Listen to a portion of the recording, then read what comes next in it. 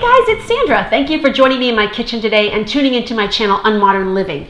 Today I'm busy working at getting ready to make sweet baby dill pickles. Now this is a recipe that my mom made when I was a kid, and I'm sure her mom made it too. It's been handed down for quite a few generations. Not a super complicated recipe, but there are a few important steps. So one is you have to have quite a number of cucumbers because you want to have just the smallest ones in the patch. So if you're growing your own, you're going to have to grow quite a few to get a whole bunch that are this size, and you're going to want to keep an eye on them because once they start flowering in your garden, it doesn't take long for a cucumber flower to turn into a nice little cucumber, which is perfect for baby dills.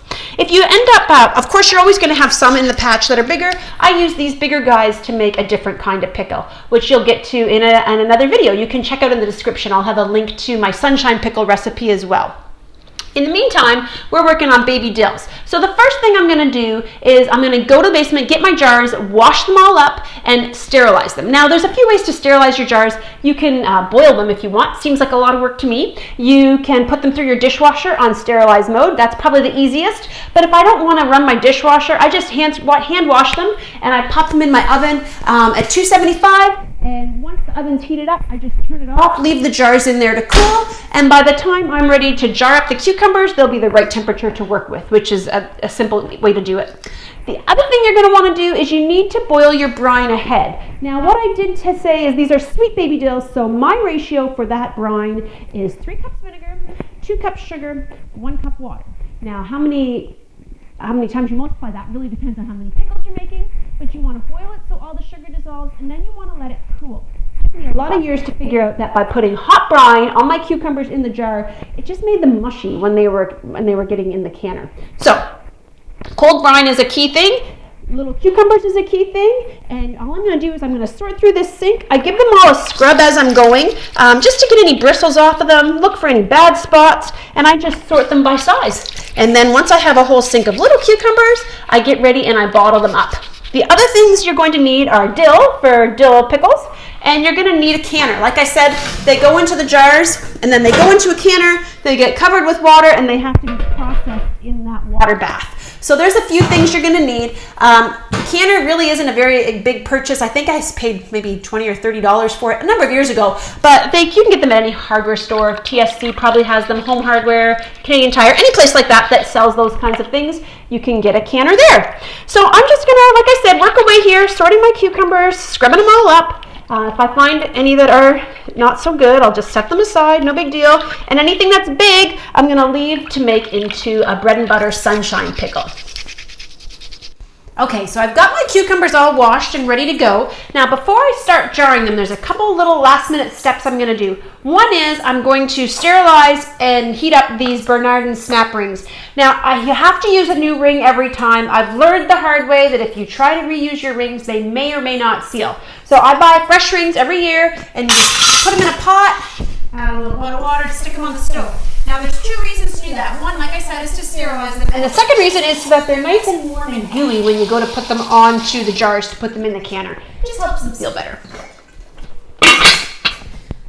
Okay, so while those are getting ready to go, I'm going to jar my cucumbers. Now in the bottom of my jars, I'm going to put some pickling spice and some pickling salt. Very, very important that you're using pickling salt, not regular salt. Regular salt has iodine in it and it'll cause you to have mushy pickles. So make sure you grab pickling salt. Very, very important. So in the bottom of my jar, I'm going to put, let me just find the right measuring spoon, a teaspoon of pickling spice and half a teaspoon of pickling salt. Now these are pint jars. So if you're using a quart-sized jar, you're going to have to adjust accordingly. But my jars, like I said, I'm going to put half a teaspoon of pickling salt.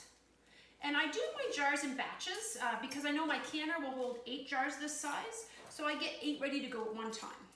You're also going to need a teaspoon of pickling spice. So all I do is I just measure it out, put it in the bottom of the jar. Okay, and then as well in each jar you're going to either do 1 good-sized sprig or 2 small sprigs of dill. Now that I would say is a good-sized sprig, and I'm just going to cut off the stem so it goes into the bottom of the jar real good. And then what we're going to do is we're going to load these jars full of pickles or cucumbers as tight as we can to try to get as many in there as possible. Now that's obviously too little to be a good-sized sprig. We're going to stick that in with the neighbor. Let me just grab a couple more over here. Awesome. Okay, so now I'm ready to start loading these jars up. Now I find it works easiest if you pick up the jar and kind of lay them in sideways. And again, you want to try to get as many in there as you can, and the brine will fill in all the little crevices, and you will have a lovely jar of baby sweet dill pickles.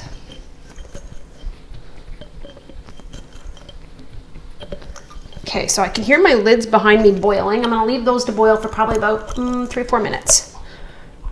And once I get it full like that, I just kind of lay them in on top. A few extra little guys, find a couple wee tiny guys out of the sink. There we go. That's probably about as many as I can put in. I don't want to get the pickles up into the neck. I really just want them to fill into the jar. Okay, so I've got my 8 jars of pickles ready to roll. I've got my brine that I made ahead of time and cooled, and now I've got my lids that are warmed up and ready to roll. So all I'm going to do is I'm going to pour the brine just enough to cover the pickles. I don't want it to go all the way to the top of the jar because there needs to be some expansion room in there. Okay, so just like that, I'm going to fill these up. And then all I do is I put the snap lid on. So I'll do just a couple here.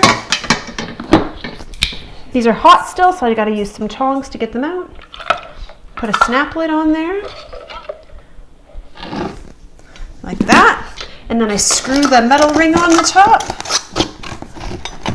Okay, and once I've got these all done, we're gonna load them up into the canner and cover them with a water bath.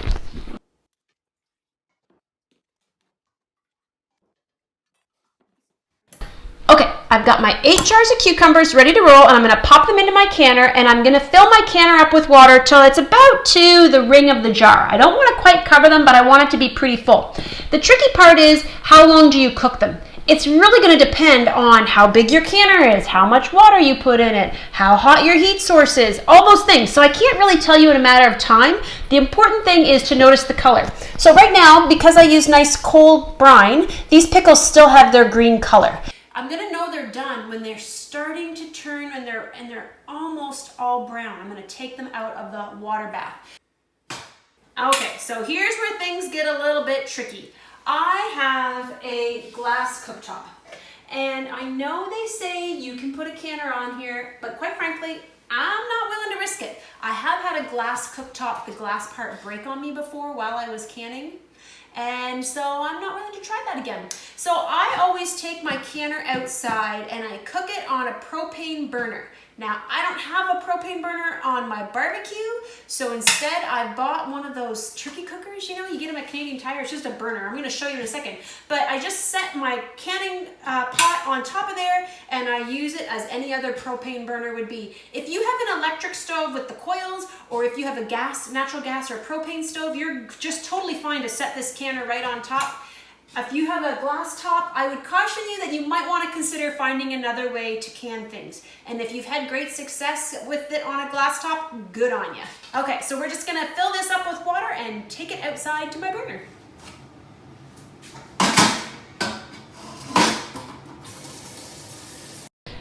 Okay, so I've got my burner lit and my pickles are in their water bath getting ready to boil. I know it's kind of a primitive setup, but it works really well for me, partly because I often find I'm doing pickles and canning peaches and all that stuff on the hottest days of the year. And so the other reason I like to have it set up outside is it keeps all that heat out of my kitchen, which is a definite win. So I'm just going to keep an eye on these guys. Once they start to boil, I'm going to check them, and I'm going to keep checking them every couple minutes because, like I said, once they start to turn brown, that's my indication that they need to come out of the water bath. So I'll keep you guys posted.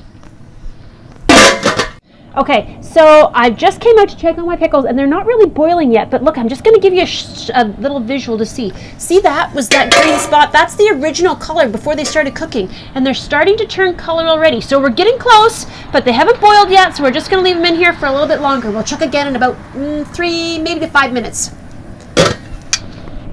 So we're going to give our little cucumbers here one more check. They've been in this pot for a little while, and come look, they're not really boiling yet, but check out the change in color.